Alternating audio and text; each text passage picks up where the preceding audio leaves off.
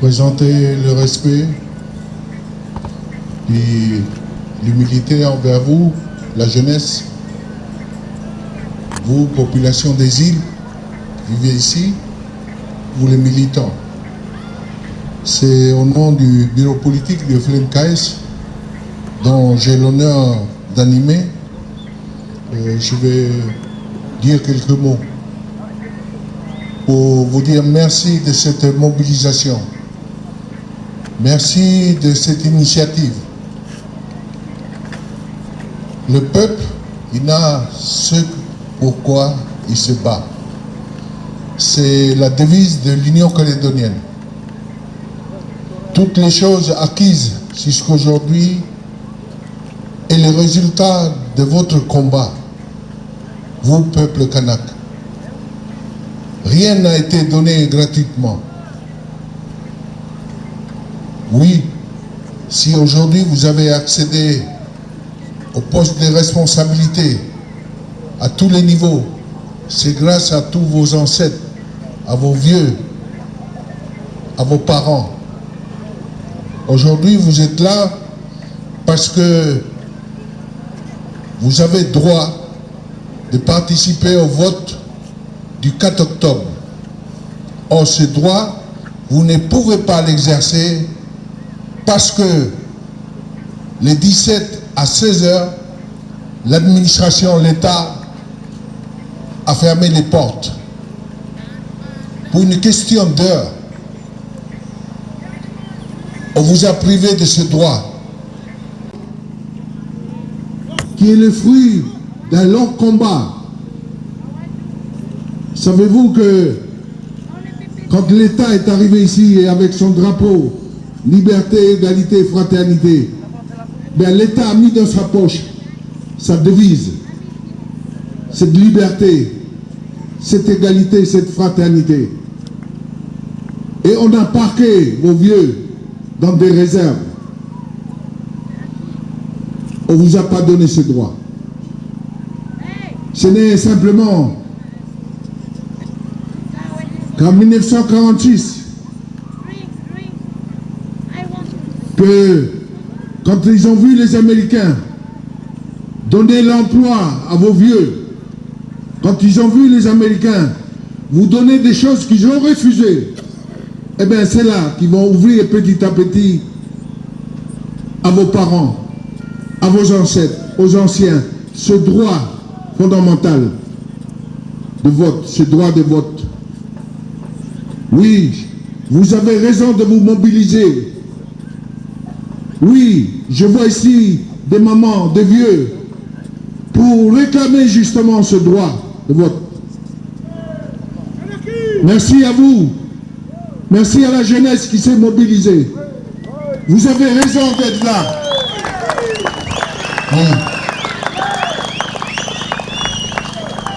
C'est un élément essentiel de notre victoire. Les clés de cette victoire, de l'indépendance, est entre nos mains. Ils l'ont compris, l'État a compris. C'est bien pour cela que les 17 à 16 heures, ils ont fermé les bureaux, alors même qu'il y a des files, qu'il y a encore plus de 4000 personnes qui doivent s'inscrire.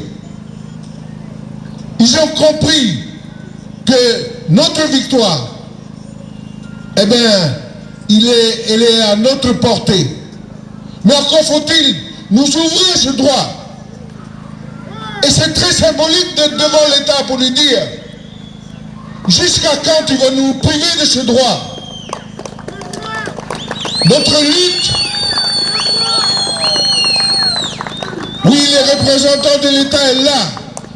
Ils nous écoutent. J'espère qu'il attend notre parole, qu'il attend cette souffrance et cette demande légitime. Oui, Monsieur Macron, si tu avais dit qu'en Algérie, lorsque tu es allé là-bas, que la colonisation était un crime contre l'humanité. Alors, pourquoi priver ce peuple qui aspire à sa dignité et qui réclame son droit? Pourquoi toi, l'État, de l'égalité et de la fraternité? Pourquoi toi, l'État, porteur de cette liberté, berceau du droit de l'homme, qui ose encore aujourd'hui prier à ce peuple qui aspire à son droit et à sa dignité? Chers amis, voilà quelques mots simplement pour nous réconforter, mais pour nous rappeler à chacun d'entre nous que ce droit, vous avez vu, il n'est pas donné. Il faut aller les prendre. Et le fait d'être là, c'est de vouloir montrer à l'État notre détermination pour prendre notre droit. À vous tous, merci.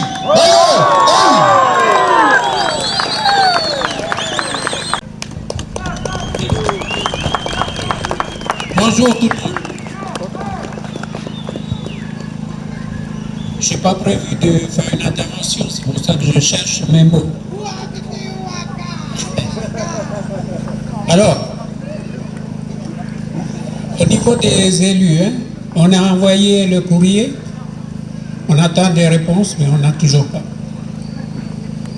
Et ce monsieur qui est là, que moi j'ai appelé à un moment le gouverneur, parce que ce n'est pas un haut-commissaire qui se conduit comme à l'époque de la colonisation.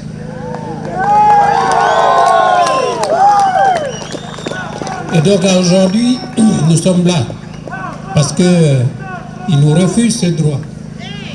Alors que la signature de 98 nous emmène directement sur ce droit de vote. Oui ou non?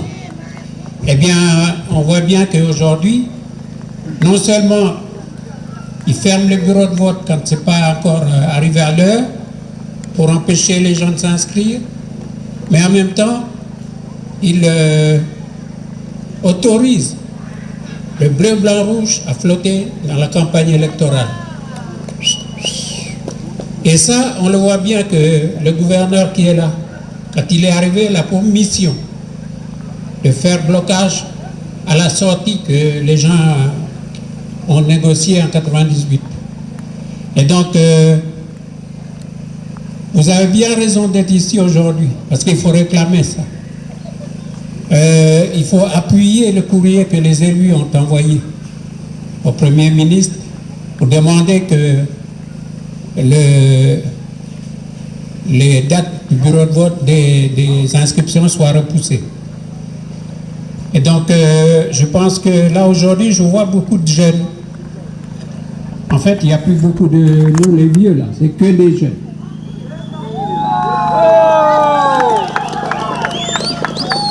Et nous, les vieux, on partira confiants. Parce qu'on voit bien que la relève est là. La jeunesse est là. Et puis, j'aurais un petit mot à leur dire, tout simplement que ceci-là, c'est votre combat. Et le 4 octobre, ce sera votre victoire, vous les jeunes. Donc, je vous souhaite un bon courage pour la suite.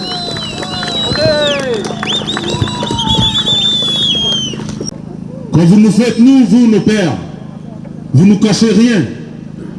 Donc, faites-en vous-même avec tous les autres enfants. Nous aussi, papa, tous les enfants, ne cachez rien. Toutes les choses que nous devons faire pour construire notre pays doivent se faire en toute transparence.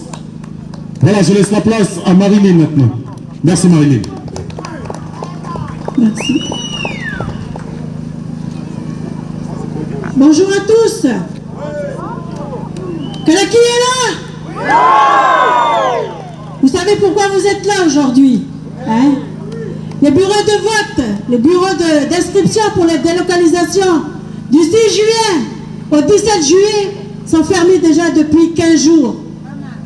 Peu de personnes ont eu le temps, les habitants des îles, de Bélec, Ouvert, Lifour, Marais, Île-des-Pins, n'ont pas pu s'inscrire. Tout ça pourquoi?